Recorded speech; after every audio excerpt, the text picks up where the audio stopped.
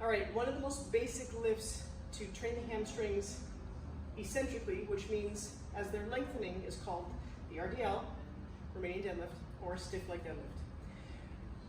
One of the reasons this one's so important is all sports involve some form of sprinting or explosiveness out of the bottom of something.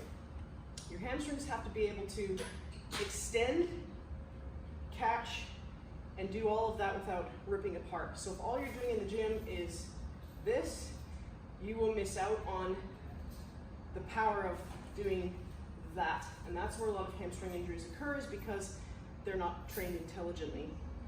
So, quick review of how to do this lift. I'm just using very light weights. These are 5-pound dumbbells. Most of you will have more access to dumbbells than barbells, thus the use of the dumbbells.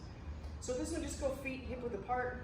The mechanics, while this is fairly simple, it's not necessarily easy. Your body awareness has to be decent. So in other words, you've got to be able to hinge your hips back towards the wall. Hinging just means that I'm pressing the hips back towards the wall without folding forward. That's a Jefferson curl. This is not a Jefferson curl.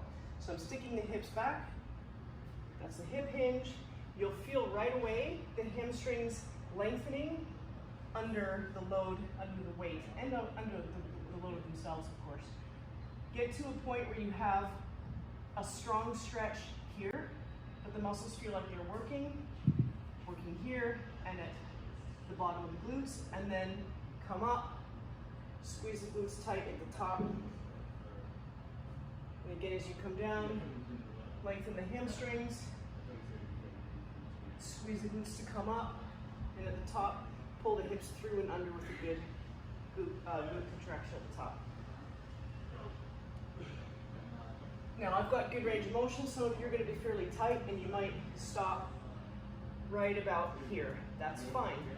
Just make sure you train nice and slow through the range that you've got without everything falling apart at the bottom.